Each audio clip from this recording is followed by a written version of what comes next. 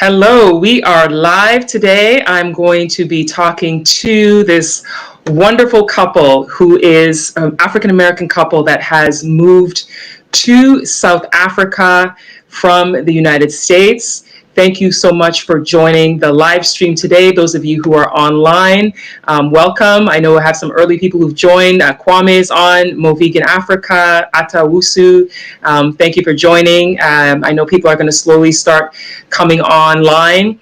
I was really excited when I came across this couple.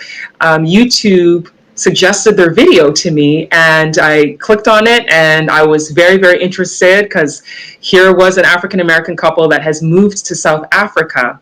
Now, we always hear stories about people moving to Ghana, people moving to the Gambia, people moving to Tanzania, but we don't often hear about the stories coming from South Africa. We know a lot of people are making the move back to the continent of Africa, repatriating, some going for the first time of their lives. And it's always wonderful to hear everybody's story. So the couple I'm going to be talking to today is Mr. Mark E. Blanton and Dr. Latasha R. Blanton. They are the founders of The Real South Africa. Now, it's a travel company on a mission to show South Africa in a more luxurious fashion. And they do it by featuring its culture, couture, and a different type of lifestyle in South Africa. They're both entrepreneurs and they have quite a career history before making their move. Mark did serve in the U.S. military. He also served in the U.S. Secret Service, while Latasha owned her own private practice as a doctor of physical therapy. And I'm excited to hear more about their story and learn more about their journey moving to South Africa and what it's like being in South Africa. So let's welcome them to the show. Hello. Hello. Hello. Thank you for having us, Ivy. Thank you for making the time to come on today. I'm really excited to speak with you. We've got a few people who've joined the live stream. I'm sure people will continue to join.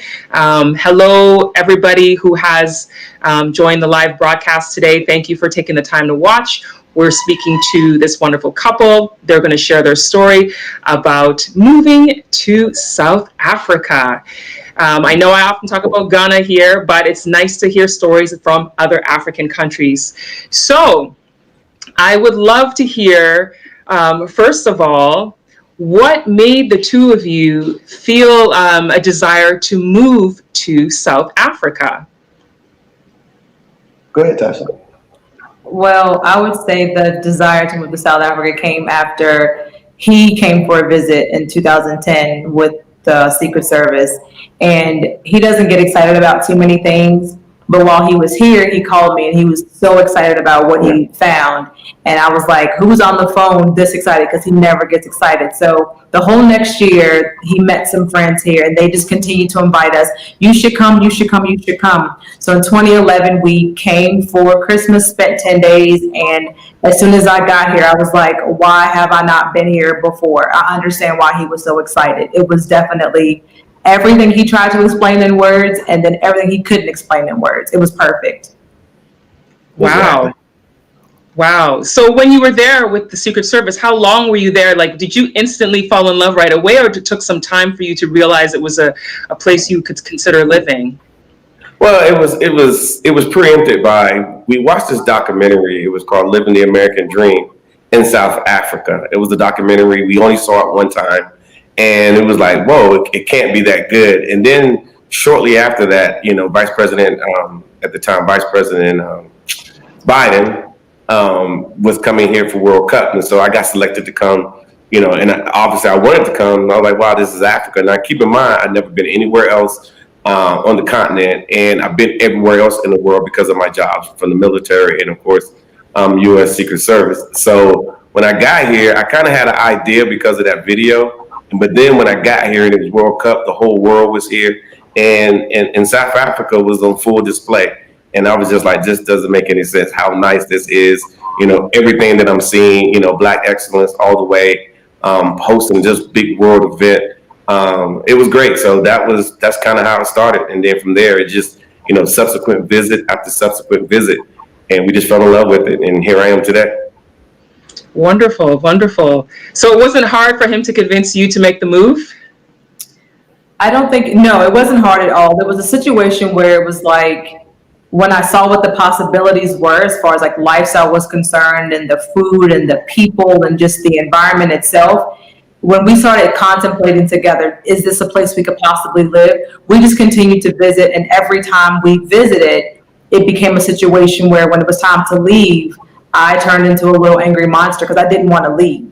So it became a situation where it was like, I'm happier here. We need to think about this really, really hard. And then we just started making a plan in 2013. And then, 5 years later, we made the move. Yeah. Wow. Wow. So what did your friends and family think when you told them that you were going to make this move to South Africa? Well, it's funny. They didn't know why we kept going back and forth to South Africa. They would ask questions about it. Maybe just being polite. I'm not sure. But we came here, I think, in 2012, and we stayed for a couple of months. And we were fortunate because we owned our own company. So we stayed for a couple of months just to see, like, all the stuff we've been talking and what we've been seeing was real. So we came on a trip. We was fortunate enough, stayed a couple of months. So then when we went back, we was like, yeah, we're definitely going to start making, plans to go ahead and come. But our families, they were none the wiser. They knew we was going all the time. Sometimes we would leave. We wouldn't even tell them, like, oh, we're in Africa. They would like text us, and they're like, "Where are you?" Yeah, and we're like, "Yeah, we're in Joburg. We're in Cape Town, or in Mpumalanga. We were somewhere." So our family didn't really understand. The only one that knew was my daughter. And back then she was little, like 12, 13. Yeah, she's almost 15 actually. Yeah. But yeah, so the family situation was, like you said, we didn't really take their cares into consideration. It wasn't about their life, it was about ours. And it needed to be about us if we were going to make the move. I mean, we can't live our life by committee. Those are his words. Yeah. So it wasn't like we took like a vote and said, hey, what do you guys think?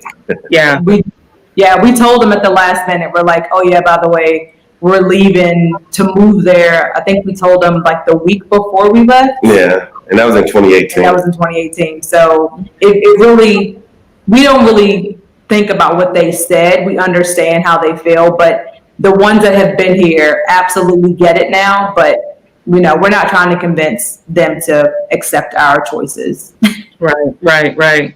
So with the two of you being in the medical field and in military Secret Service field, how did you decide you were going to start a travel business?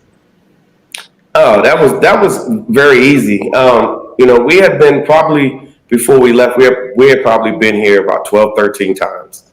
Easily. Wow. Yeah, because all our, we were doing very well on that side, but we were more happier when we were here. We had friends, we developed relationships, and so forth. So every time we came back, or even when I was in the States, people thought I was in South Africa. So they asked a lot of questions. What about this? What about that? And I would tell them, and it went extensive, to the point where everybody, like I said, everybody thought I was in South Africa all the time anyway. Mm-hmm. What happened was we kind of wanted people to have a similar experience that we had. We wanted them to see what we had seen. And with that being said, we started a company so people can, book trips through us and do what we do when we're here in South Africa. So that's kind of how we ultimately got started. It started with a few people, and then it just grew and grew and grew to where now people are like, if I want to go to South Africa, we just give you guys a call. Awesome. And so once you started, that means you had something to easily transition to. Once you moved to this new country, you didn't have to really worry about trying to find work because you had your business you were doing, right? Correct. And with COVID-19 now having affected the travel industry, how are you managing? Well, like I said, it's a different animal down here. There's a lot of things that you can do.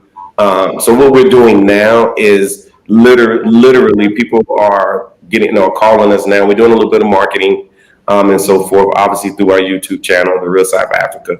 and people are finding us, and people are setting themselves up for trips for when COVID is over and the borders are open here in South Africa. And so what we're doing now is just, helping people find their way here on trips. And then, of course, there are those that are looking to move, to do what we have done because they've heard our story in some ways. So we just we spend a lot of time on the phone. Helping people find their way to Africa. Okay. Now we have a comment here. Someone from Texas, John Mooney's asking, when is the best time to visit South Africa? Well, there is no bad time, to be honest with you. The weather is always great, except we got reverse seasons here in the southern hemisphere. So I would say like in June, that's when it's cool. The highs during the day is like 60. The lows, and this is in Fahrenheit, the lows are like in the upper 40s, mid 40s to upper 40s. But besides that, pretty much any time of the year is a great time. A lot of people like to come to Durban simply because it's right there on the Indian Ocean. All the beaches are there, several different beaches, and then it's warm. It's warm most of the year. It's never really cold, and so forth. So, and like I said, South Africa is even in the wintertime when it's allegedly cold, you can go up north to Limpopo and it's still warm. So there's really no bad time. It's just based on the package that you pick. Okay, all right. We have someone who says, I've been in SA for 17 years. Visit the townships in SA if you want to feel the vibe, if you really want to relocate and make a choice. Do you agree with that? I would say yes. Yeah. The townships definitely have like their own little vibe, and it's definitely a lot of fun when you get a chance to go down in there and party with locals. So, I mean, we're lucky enough that because we live here, we have the opportunity to kind of do both. So we can, and when we bring our travelers, we do the same thing with them. So we show them the luxury side of South Africa, and then we also take them to the township as well, because it's a well-rounded experience. So yes, he is correct. We do love the townships. Yes. It's fun down there. Yeah, especially, and I had to add to it when we go to like Soweto, Southwest townships, and there's other townships throughout South Africa, but that's just one of the ones that most people know. And like I said, it's a whole nother animal down there, which is good, a good animal. Yeah, it's fun. Okay. Now we have Judy Jones who says, I heard someone stated that African Americans feel more comfortable with South Africa because of the similarity in history with apartheid. What do you think about that? I would say that I think most African Americans come here because, first of all, they're included in everything. It's not like you gotta okay, what club I gotta join or whatever. It's the moment you get here, they just gonna call you brother and they're gonna call you sister. That's just what it is. Unless you exclude yourself, you're included. You'll find yourself involved in all the cultures that are here. There are several different cultures that are here, all Black, but they're different and distinct in a lot of ways. The good part about it is being an African American, you are included. So I would say being part of the majority for the first time in your life, and being included and being free in that arena gives you a strong level of comfort. Great. A comment here, definitely like the idea of attending the University of Witwatersrand and SA for postgrad before the pandemic. Dope podcast, Ivy. Thank you for your comment, Lawrence. We have a question here from Damian Carr asking, how is the cost of living? Cost of living, we usually tell people that if you have any means as an African American to come to South Africa, you'll come in at the top 7% of the population. That just goes to show that because the dollar goes so far, the cost of living, we tell people anywhere between $25,000 and $35,000 a year, you can pretty much live pretty well. Pretty well. Yeah. Okay. I have a comment here from someone saying, great to see you guys on the continent. Can't forgive you for not moving to Ghana, but I like you and your vlogs anyway. Okay. Thank you. Thank you. That was funny. And then a comment from DC, hi family, why not West or East Africa? So they're basically asking why you chose South Africa over the West or East. South Africa chose me, so that's how I feel. I don't feel like I actually made a choice. I think it chose me, and I just accepted the call to be here. So, and I would say that, it was my experience that I had here. I could have been so many different European countries that I've visited, so many South American countries and Central American countries that I visited. None of them, I never felt like I needed to spend more time there than besides work. But South Africa was extremely welcoming, and to this day, I feel like every day is a new day and a chance to be African versus just being African American. That's good. That's good. I want to remind everyone that we're watching a conversation with this couple who moved to South Africa from the U.S. If you're just joining, I'm talking to Mark Blanton and Dr. Latasha Blanton. They are the co-founders of The Real South Africa, which is a travel company giving travel experiences to people who want to come to South Africa. You can reach them you can watch their YouTube channel, which is The Real South Africa on YouTube. You can visit their website, which is therealsouthafrica.com, for more information on their travel company. That person was just asking about their YouTube channel. Yeah, it's simply The Real South Africa.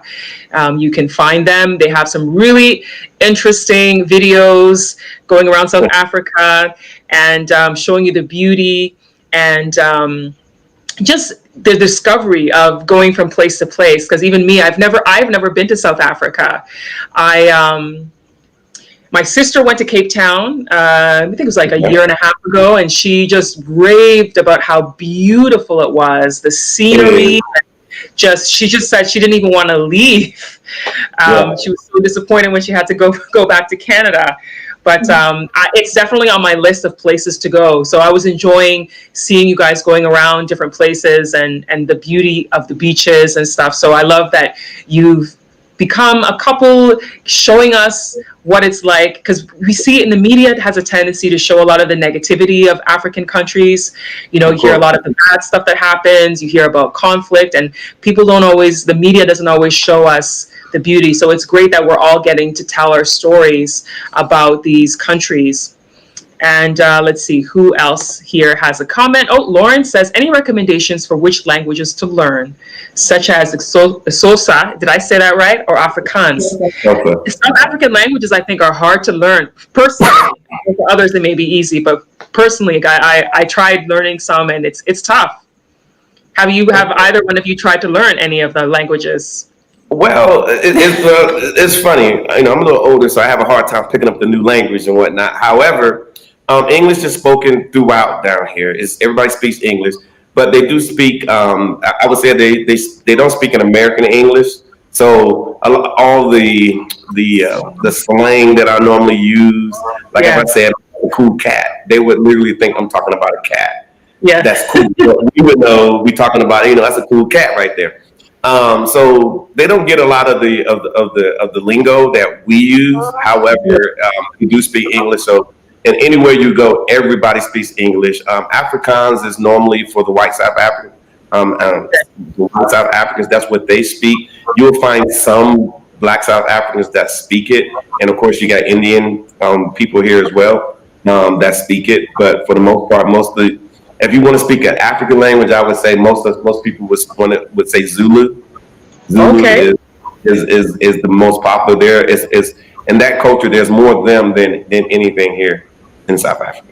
Okay. Yeah. And then someone's saying, do you sponsor other African destinations? So are you doing anything outside of South Africa? I would say that we could, but the answer to that question is no. We feel that Africa has, especially South Africa, has way too many destinations, too many things to do. And I know we Joburg. If you ever been here, you need to come to Joburg, Cape Town. You got to do that. But we also like to do smaller locations, smaller locales, like Durban, Port Elizabeth, things along that line, places that you've never heard of, but the people that live here heard of, and they're like, that's where they go. So we do that as well. Okay, okay. And then someone has a question here about what business could the diaspora do in South Africa if you have between 5,000 to 10,000 euros to invest? Any Um, it's idea? called, it's called anything. It's literally because the exchange rate for the euro is, I think, is roughly around. Don't quote me, but it's 20.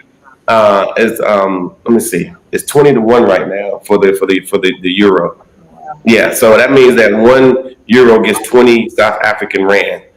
There's all types of businesses that are looking for investors too, and then of course you can come down here, link up with several different business incubators to say, hey, this is what I got, this is what I want to do. You can buy a franchise, you can buy into an existing company. There's so many things you can do. As some people say, it's kind of like the wild wild west for business down here. You just got to get here. Okay, okay. Then someone else was asking about business ideas, about what business ideas you could recommend that could benefit South Africa. Well, that's a good question. They do have a critical skills list. I think it's on their website, the embassy website. Just look up critical skills, and those are like positions that they need. As far as business is concerned, again, they are wide open.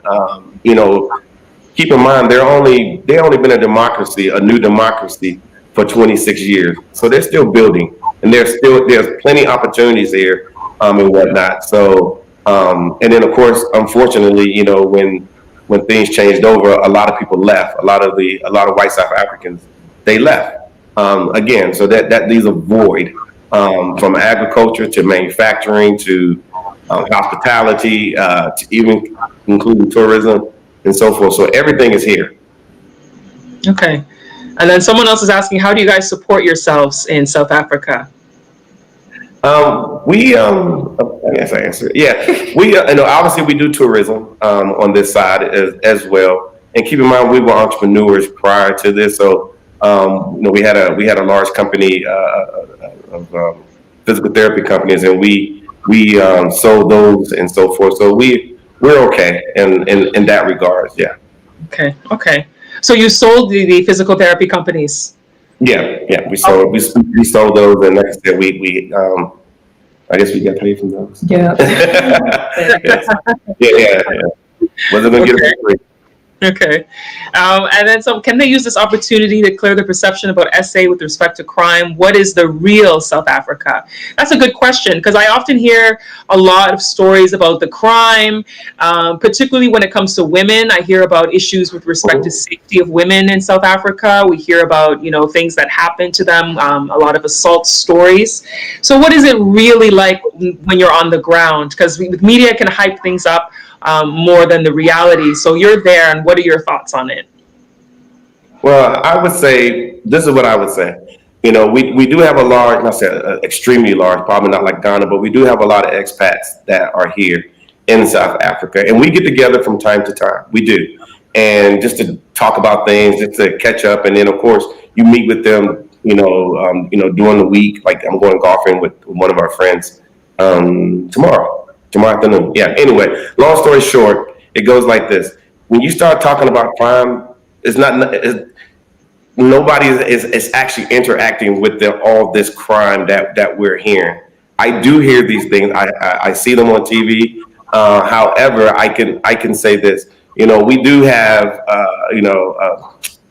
a disparage in people who actually are earning money and people who are not earning money, and so forth. So in those areas, and it's not the majority of the areas. It's a very I would say a small percentage of the areas. And yes, they do have a lot of crimes. They have a lot of issues going on. But you got to keep in mind too that there is a burgeoning middle class here. So some of those people today that may be in a bad situation could be your neighbors, in a year or two, because they are getting into business, they're doing things, and they're moving faster than we've ever moved in the United States. But there is a crime problem. A lot of it is the reporting of it. There's a lot of things that happen down here that the white media put out, and so forth. And then number two, you get a lot of Europeans that come down here. I mean, if you get on a plane coming to South Africa, you're going to run into a lot of mostly Europeans on the plane. There won't be a lot of blacks. It'll be mostly Europeans and so forth. So anything that happens to them, they make it seem like it's happening to everyone, and it's not. So personally, I haven't ran into any crime here. I mean, literally nothing. But like I said, I'm not saying that nothing couldn't happen, but I haven't ran into much. Yeah. So this person's comment, what happens in South Africa happens anywhere in the world, including crime. I like that comment because there is crime in a lot of countries, but it seems like when it happens in African countries, it's reported differently. I mean, when someone plans a trip, you hear about someone saying, I'm going on a trip to New York. People don't say, "Oh, with the crime, are you gonna feel safe in New York?" People don't say that. They just think, "I'm going to the U.S. I'm going to New York City." There's crime there too, but they don't talk about that. But if it's Africa, they'll talk about it. So all day long. Yeah. So I'm glad that person made that comment. So there's a random comment here I want to address. It says, Ivy, the curtain behind you, I want one. Kareem, you're so funny. The funny thing is this curtain, this fabric, I purchased it in the market because in Ghana, you have the markets where you can buy, a lot of the African fabrics. And I took it to a seamstress to make me curtains. And I didn't even open the bag until I got home. And this was just before the lockdown. And then I went and opened up the bag to put it up and saw that she made one curtain this way and the other one the other way. And I was like, what did she do? Like, it's supposed to be beautiful. And I was like, you know what? I'm just going to work with it because then the lockdown happened. We couldn't leave the house. So I just put them up and left them there. So it is what it is. A mistake has turned into something creatively different. I like it. Okay, so this question from XDMC says, did you consider any other places like Ghana or Uganda? What made you choose SA? I know they mentioned it earlier, but they may have joined late in the video. So if you want to just quickly answer that again. My answer was that, South Africa chose me. It wasn't like I did not choose the other ones. It's just that when I came here, I felt the best. And I decided that I would answer the call to be in South Africa. So that was the answer. And sometimes that's it. The spirit leads you to where is home. So you end up settling on where's home. Exactly. And this person wants to know, how was the healthcare system in SA? I like it for a lot of reasons. First of all, for everyone, it's free healthcare in the public hospitals and public hospitals. I didn't know that. Say again? I didn't know that about South Africa. Yes. So the average person, if anything happens to them, they can go to the hospital and get seen and have surgeries and things along that line. And one of the things that I like is the fact that we were in healthcare in the United States, meaning that we dealt with insurance companies, reimbursements, issues. People couldn't get the treatment they want because their insurance company says, no, we're not going to pay for it, things along that line. But what I like here, because we have private health insurance for here, very inexpensive. It's supposed to be a big deal. And it actually is, because now we get to go to, if something happens to us, we get to go to a private hospital, private doctors, a whole private system of healthcare. And we've obviously stopped by a few of the hospitals just to see what we were buying into, and they're fabulous versus just a public hospital like you would find anywhere in the States, where you just, hey, where's the H sign? Go to that, go there. That's your public version. Yeah. Then there's a private version that you never ever seen. But here, they're here. Okay. Yeah. A travel question for a 2-week vacation. Where would be the place to visit for the first visit? Well, I would say it all depends on the person, because what we normally do, if somebody says, hey, I want to come to South Africa, if they know what they want and they can express it on in the email, then we know how to match it. But we try to have a conversation with them, because if some people, they don't know, and they'll say, yeah, I want to basically go here and I want to go here, and they're talking about 2 different parts of the country. Yeah. I want to go to the beach, but I also want to. I'm like, okay, so let's have a conversation. And then at that point, we direct them, where to go for your 2 weeks. I would, a lot of times, because Joburg is just so vibrant, it's over the top awesome. A lot of times we recommend Joburg, but sometimes we say if you're going to come for 2 weeks, maybe you can go to Durban. Yeah. We could organize that for you, or send you to Cape Town, or maybe somewhere else. If you say, hey, I want to go in some rural areas, we can send you out to Mpumalanga. We can send you out to Limpopo. We could do a lot. So a lot of it's based on the conversation, because we want people who's flown so far to get here and spent that good money to get what they deserve. Right, right. Yeah. And so this person here wants to know, do local people raise prices when they hear your American accents? This is something that happens in Ghana. It happens in other countries too. They hear your accent and the price is suddenly different in the market. So what's it like there? I would say no. That's great. Well, and the thing is, because we speak, American English, usually they want to work with us. So you can easily, negotiate prices just because you have this accent. They don't do what you're saying they do in Ghana. So we don't have that problem here. And plus, I just wanted to add to that. They do have most people go to retail locations, like regular retail locations. It's not, a market, you got to kind of look for the market. Usually on the weekend. Yeah, usually on the weekend you go to a market, but for most things, like literally like 95% of the things, you're going to a proper, grocery store. They got retail here is incredible. Between the malls and all the retail centers, the prices are clearly marked, and that's what the price is. That's what it is. Like you would if you was in New York or LA or DC. Yeah. So it hasn't been a challenge for us. Okay. Someone else wants to know if you've noticed a large influx of Chinese where you're located. I don't hear stories about Chinese in South Africa. I hear more about it in other parts of Africa. So I don't know if this question is something that they're familiar with. Yes, I would say they're here. I wouldn't use the word influx. Like you said, they're here. They're here. You would have to almost go look for them. Yeah. At like the China Mall, where it clearly says that's where they'll probably be, kind of thing. And as far as like the neighborhoods that they live in, like there's a few here where we live, but I won't say they're like an overabundance of. I know they're here. I just don't run into them in my everyday life. Yeah, and I think at the end of the day, South Africa is really nice. And a lot of people, not just Chinese, everybody's trying to get here, especially those from Europe. They're here. At the end of the day, the Chinese people realize that too. And they do, find a way. Now, they do come here in good numbers, like in the summer months here, you will see busloads of Chinese people on busloads coming to view this place, because it's very nice. It's beautiful. Yeah. Okay.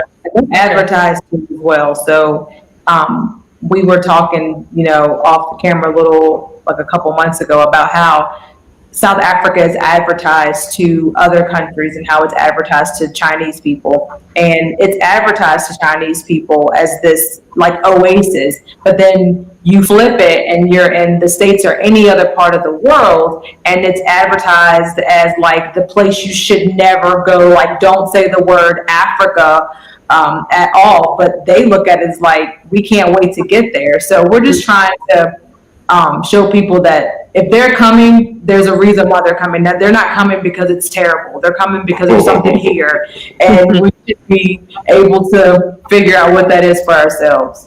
Okay. Just a couple of comments back on the crime issue. Eminem Motive says, I'm South African, Sweden, living in Atlanta, Georgia. Plenty of crime here and very scary compared to Loxians in South Africa. I hope I said Loxians correctly. And then another comment says, Ivy, crime is real here. No doubt about that. You must always be watchful. Thank you for your comments. For people who are joining, I am talking to an African-American couple who moved to South Africa from the US. They have a travel company called The Real South Africa. Their names are Mark and Latasha Blanton, and they've been sharing their experience in South Africa with us today. Thank you for all of you who are here and those who are just joining in. This has been a really fantastic conversation, and I'm loving hearing so much more about South Africa. And let's go more into the comments. People are really engaging in this conversation. Thank you so much, everybody who's here. Somebody, Lawrence has another comment here. I had written a book about moving to Ghana, and in the book I have a section where I had recommended job searching websites. So he's asking if there's any recommendations from the Real South Africa for finding work beforehand as an expat.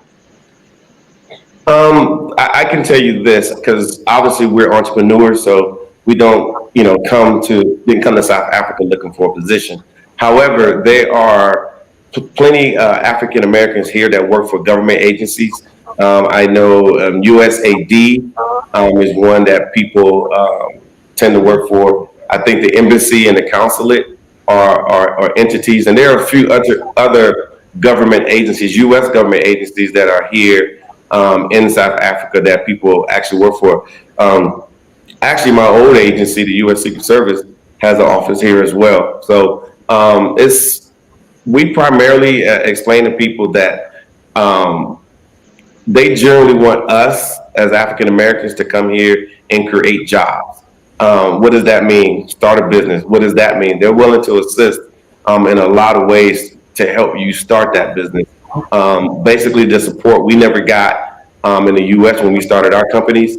We never got, and I must say, you can get here. And our first interaction business-wise here in South Africa wasn't the Real South Africa. We had another business called Dream House Toys, where we actually opened up a toy store here simply because they didn't have my wife, she's a Barbie fan, and they didn't have black Barbies here in South Africa. So we worked with Mattel, and we actually had a 2-year deal where we were exclusive in selling black Barbies here in South Africa. Oh, so that's fantastic. That's fantastic. Yeah. I have a friend who's doing he's working towards getting dolls into Ghana, because there's not enough black dolls in Ghana, believe it or not. It's like you go to the store and everywhere there's white dolls everywhere, and you're like, we're in a black African country, predominantly black African country, but there's no black dolls. So it's like, it's just so weird, but yeah, that's great. That's great. So in saying that, the two of you are entrepreneurs, would you say that South Africa is an entrepreneur's dream, which is a question from DC? I would say it is. That's my own personal opinion. It's definitely entrepreneur's dream. I just had a conversation with one of my friends who's also an American. She is from Kentucky, and she started an entire primary school here. So the simple fact that she came all the way from Kentucky with an education background, and she saw a need and she met it, that idea to open a school doesn't come lightly. So whatever you can think of doing, there's a pathway for you to get it done here in South Africa. There's too many things set up in place for you to succeed. There's not a lot of stumbling blocks like we have in the US, where you got to write a business proposal, you got to go to the bank, you got da. It's a lot easier process here, especially if they know that what you're going to bring to the country is going to employ other South Africans, and that's their whole goal. Exactly. This person says, I'm an African American looking to become an expat. I'm in IT and day trade as well. Therefore, I need stable power and high-speed internet. What is the situation like there? We are currently in stable power, and we are currently on high-speed internet right now. Yeah. But no, to be honest with you, the one thing I will tell you, probably just like most African nations, that we do experience a thing called load shedding, which is, again, we had a call about that from somebody the other day. Load shedding is when they cut the power. It's all scheduled for like an hour or two a day, and it's not every day. It's from time to time.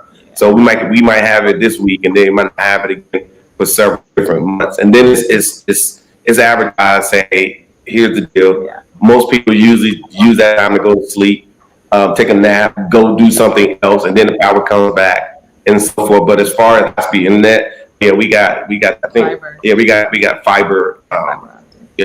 And here they call it uncapped. In the U.S., we would call it unlimited. So that's what we use and so forth. So yeah, it's here. Okay. That's good. They do load shedding in Ghana too. whenever there's Yeah. any power issues. That, yeah, they haven't done it in a while though, but there was a period of time for, I think it was 2013 and 2014, it was pretty bad. So I am familiar with the load shedding. Yeah. So someone here wants to know how rent is. How is renting in South Africa, the prices for rent? I think you can get a pretty good apartment if you was talking about renting an apartment, or you can rent a house. We're actually going to do a video on our channel speaking about that. We're actually going to go to the people who do all the renting and have a conversation so people can see it, see what we're talking about. But I think for a real nice apartment in a good area, great area with some, I would say you could probably get in something pretty good for like $400 to $500, and maybe $1,000. You're doing pretty well. I mean, you're probably bragging to your people at home for about $1,000. And that's gated security and all those type things. Okay. Now, when they ask for rent in Ghana, some landlords ask for a year up front. Some of them ask for 2 years rent up front. Yeah, it's crazy. I know people who've paid 3 years rent up front. It's insane. So what's it like in South Africa? What do they ask for up front when you're renting? I know in Canada and the US, they ask you like first and last month's rent, and that's it for renting. And then mortgage, of course, you put a mortgage down and then you have your monthly rates. What is it like there? The same, first and last month's rent. Yeah, put a deposit down, and you move in. They give you the keys, and you move in. It's so much better. Yeah, nothing here to report. That's just what it is. Yeah. That's good. Someone says, thanks again. I'm a traveler at heart, literally, and I've traveled to many countries while I was in the military, and Djibouti was the only African country I've been to. So that's why I was asking. Okay, Damien was asking, I think, before about why he chose South Africa.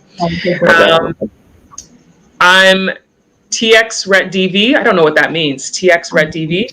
Is there any regulation for me to have arms? Yeah. He's a information on. I'm just trying to read it. Yeah, they're actually, everybody think, most of South Africa is still rural. A lot of them just call them villages, and there's a lot of that. So if you want to get away, you'll still have the services. You'll have your ShopRite or your Clicks, which is like a CVS. You'll have those amenities, gas stations, and so forth. But trust me, there's a lot of open spaces here in South Africa. Okay. All right. The questions keep coming in. Do locals discriminate against other Blacks like we hear and see on TV?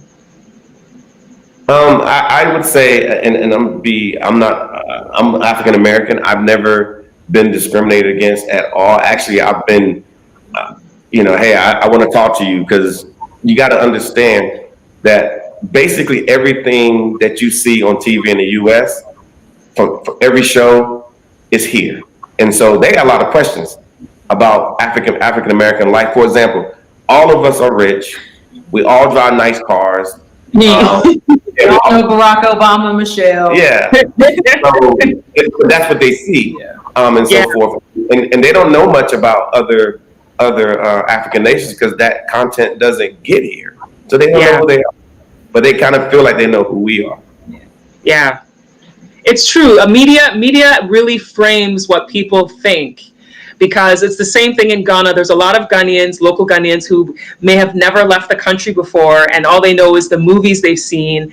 And so some of them think everybody has a big mansion, everybody has a nice car. They're going by what they might see in music videos. And so those people think things just come easy for everyone over there, and they think everybody's just, having this lavish lifestyle, and they don't realize that over there there's classes too. You have the people who are in poverty, you have people who are homeless, people who are middle class, people who are rich. So there's the mixture there as well that people aren't always aware of. So I can understand that, because there's people who would think as soon as they hear my accent, my Canadian accent, they're like, oh, money. So yeah, it's a good question that someone asked. Okay, let's see what else people are saying here. I want to retire in Africa, and this is a lot of good information, and it's changing my mind, but would like to know about medical coverage due to my age. You mentioned it a little bit earlier, but maybe you can talk a little bit about that again. Medical coverage here, even if you want to get private health insurance, even with your age, it's going to be reasonably priced, and you're going to get a lot for the money that you pay. So as far as getting coverage, it wouldn't be a concern if you have the funds to pay for it. It's reasonably priced. Yeah, and from what we've noticed so far, there's no co-pays. Okay. No co-pays, no co-insurance. Yeah. And someone says, this is Black American royalty y'all witnessing. Thanks. We do what we can. I love seeing Black couples, working together, doing things, having a vision. I think it's fantastic. So thank you for your comment, FBA Nigel. Wesley, sorry I'm late, Ivy, asked how long did they move from the US and why did they decide on SA? Did they look at other African countries? They spoke about this in the beginning, so this video will be on replay. You can watch the replay, and the answer is in the beginning of the video as to why they decided on South Africa. The short answer is that Africa chose them, South Africa chose them, but you'll hear the story of how they ended up there when you watch the replay of the video. And someone says, what is your vision for your touring company and what do you hope to achieve with the diaspora or anyone that participates? Oh, I can easily answer that question. Yeah, that's a good one. No, the actual vision, honestly, when we first got here, because we were okay, we just wanted to do some tours, maybe a couple tours a year, to offset some things, which would be good. Because I plan on, and I do enjoy South Africa. Sitting down at nice locations, meeting people, getting with my, different cultured people here. That's the best part about being here. But as time has went on, we just want to be a gateway, just want to be a bridge. We want to motivate some people who would never leave their hometown or their home state to just come to Africa. And I just don't mean South Africa. I mean, just come to Africa. Just come. I guarantee if you come once, and you'll be like, wow, that was an experience that I've never had. So my vision is to be able to be a gateway for African Americans to say, okay, how do I get to Africa? Well, give us a call, shoot us an email, and we will sort you out. When you get here, the other part of our vision is to make sure that you have a very similar experience, if not better, than we had. And then so when you do go back, at least you can say, you know what? These people are pissing me off at work. I'm tired. I'm whatever. I'm taking a week off. I'm going to Africa just so you can feel better. You can reset and you'll feel better. I did it. Yeah, you stood all Yeah, so that's kind of like our goal. Just give people the option, a real option, a formalized option to come to Africa or to South Africa at least. And then I'm going to add to that if they come here often enough and they have the right experience, we won't have to convince them to relocate to Africa. What will happen is that they'll come enough time, just like we did, and it'll just make sense to be here. And then the other thing that we do is actually help people transition, those that want to relocate. We do actually do that as well. Yeah. So that's like the expanded version, but the primary reason is just to get them here first, give them, be the bridge, the gateway to them getting here. And then if they want to transition, also be that caveat as well. Yeah. Okay, great. For those of you who are tuning in, I'm talking to the couple who moved to South Africa. Their YouTube channel is called The Real South Africa, and then their website is therealsouthafrica.com. They do travel and tours in South Africa, and then as Latasha just mentioned, they also help you transition. So you can send them an email to info@therealsouthafrica.com to get in touch with them if you are looking to make the move to South Africa or looking to book a trip with their company, once the borders eventually open, which might not be until either late in the year or next year, because I've heard that South Africa may not reopen until 2021, but it's good to plan ahead, because making a trip to Africa in general, it's not like, making a trip from Miami to New York, it's going to cost you a little bit more money. So sometimes you need the extra months to plan anyway. So you can get in touch with them, watch their videos, subscribe to their channel. The Real South Africa. You will enjoy it. I love watching their videos and just seeing the scenery in South Africa and just driving around and showing people the streets. And when I saw you driving, and I was like, oh man, I don't know if I can get used to driving on the other side of the road, because in Ghana it's the same as it is in the US and Canada, but South Africa has the reverse, like London, right? Yes. Yeah. Yes. I think I would just be so confused behind the steering wheel. How did you adjust to that? I got tired of walking. I did. We got tired of walking. I said, no, we were actually walking everywhere. We was in Cape Town. Yeah. And we was walking every day. We'd get up, we're out. We'd gone all day, but we were walking. And it got to the point I said, you know what, let's just go rent a car. And I got in the car. I got some driving skills. I'm pretty good. But again, it was the other side of the car. So she's on the left side. I'm on the right side. And so we were working as a team to make sure we was going down the right roads and things. But Get over it. Yeah, it didn't take long. It took about a week or so. By that time, I was fine. Yeah. Okay. All right. I'm glad you adjusted. I think I might take a little bit longer, but maybe one day I'll try. Because when I've gone to London to visit family, I can't, just getting on the other side was just too confusing for me. But I'm glad you've made the adjustment. And that's a very good reason to adjust getting tired of walking. So Get tired of walking. Yeah. we have a comment here. A week ago. What's that? It took me a little bit longer than a week. I had to practice like you're a new driver, just kind of driving like around the neighborhood and making sure I don't run up on curbs and hit people. So it took me longer than a week, but I got it. I'm good now. I'm good now. Good. We have a comment from Mo Vegan Africa who says, like the video, family, share and spread to the world about this amazing couple. And yes, they are amazing. I just love what they're doing. It's wonderful. We have a question here. Is there racial tension between Black South Africans and coloreds? These are conversations that we hear a lot about. Have you witnessed or experienced anything like this yet? I would say, from my experience, is that, in the workplace, they mix, they do what they got to do. There is, and I'm just going to be honest with you, from what I've seen, and this is not what I, experienced, but what I've seen, sometimes the colors, they tend to be more slanted towards the Caucasians, and when they just do. Then you have like some colors that are really is either you're black, and then with all the love, like the different cultures, or you're white, and in the middle is, you're in the middle, so. A lot of the colors have a problem with their own identity because they don't know. Just because of their history. Yeah, because they don't know, and they do have the crappy part about it is they do have their own history as well, and it is not talked about. It's not acknowledged. People don't really notice their history, so they do need to work on that. And I think over a period of time, since it's only, like I said, 26 years, they will sort that out. But there is some division and whatnot, because they just I don't have a problem with them, obviously, because in America we have all types. Here there's not all types. Yeah. They're just not. Yeah, and these are things that the comedian Trevor Noah often he talks about, but he does it in a comedic way.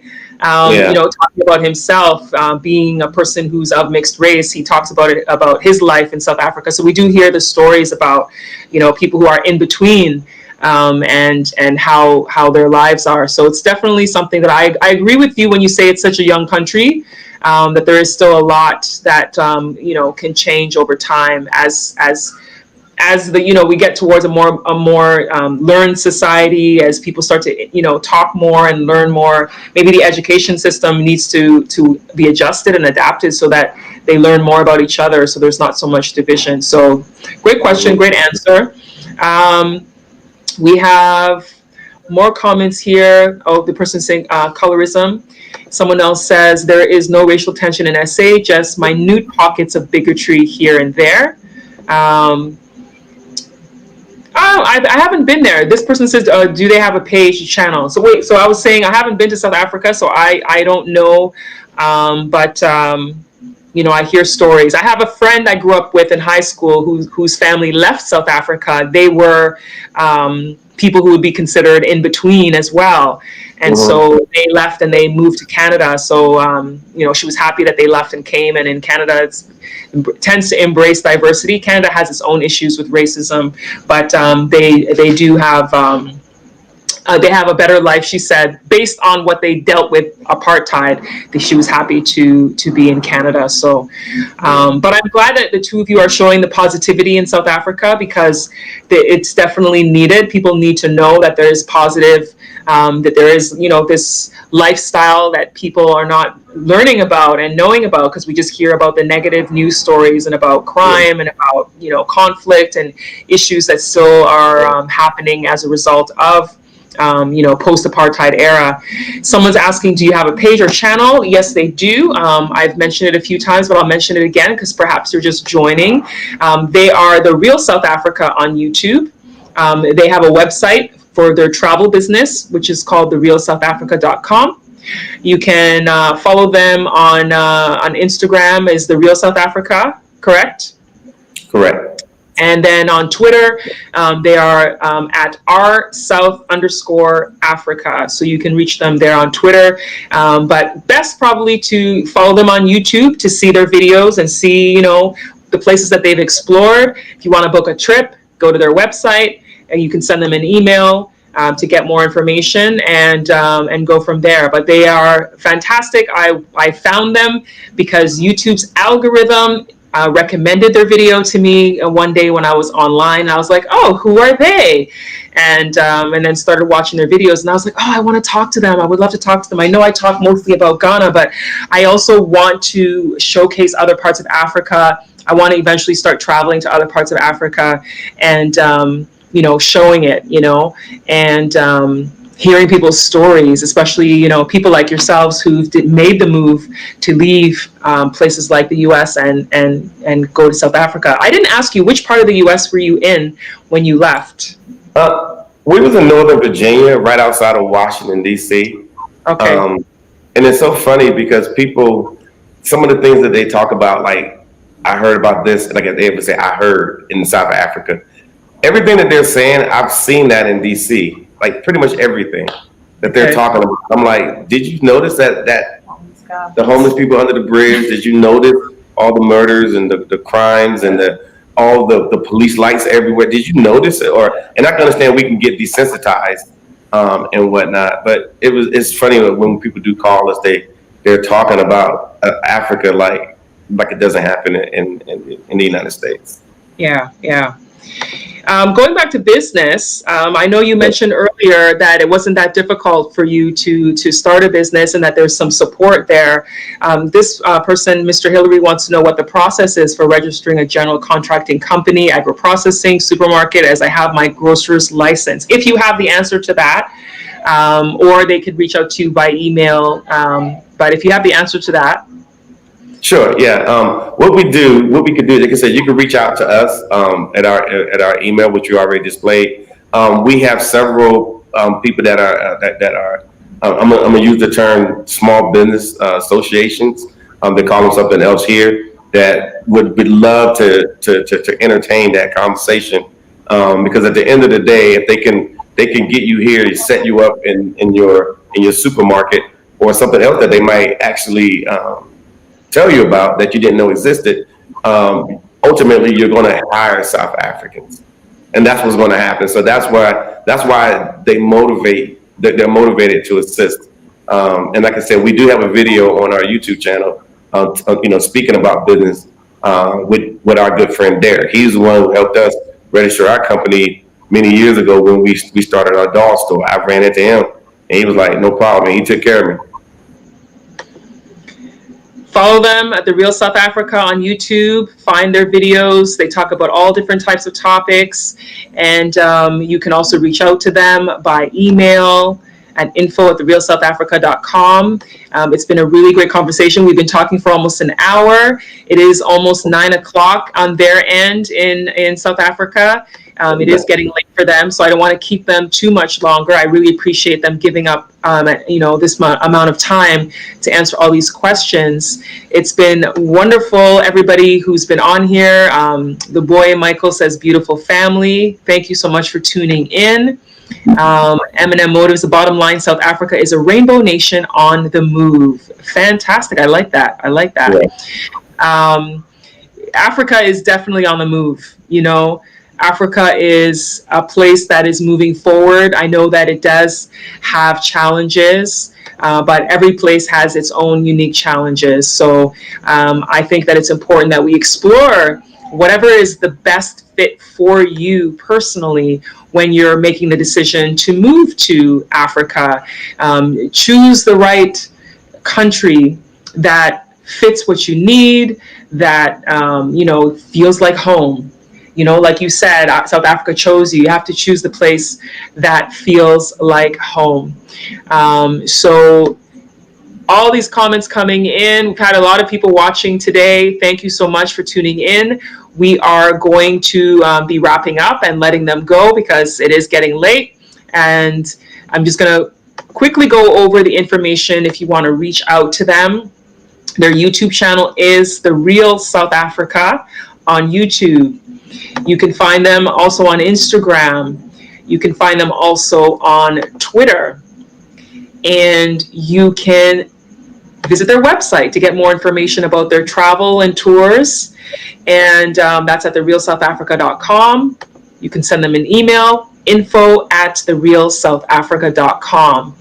Now, I would love for the two of you to give us some final words, some final thoughts on why you think Black people in the diaspora should consider moving to an African country.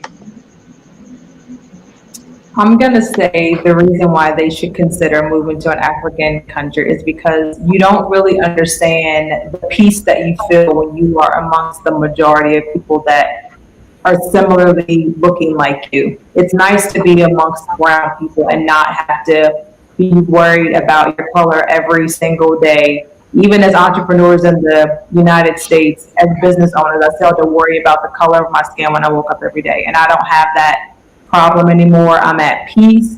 And if you just want to get a little bit of a feeling of what that's like, just visit an African country, and I promise you, you'll be like, why wasn't I here before? Okay. Well, I say, if you're asking me, I would say, first of all, being in the majority is wonderful. I think sometimes some of the South Africans look at me like, why are you looking like you're in amazement? I'm like, man, y'all don't realize. If I was in Northern Virginia at the mall, there'd be a few Black people and there would be a whole bunch of white people looking at me funny and things like that. But I would say that you will learn a little bit more, a matter of fact, a lot of bit more about being African, that African American part, that we cover the American, but we don't cover the African. I would say at least come and build some relationships.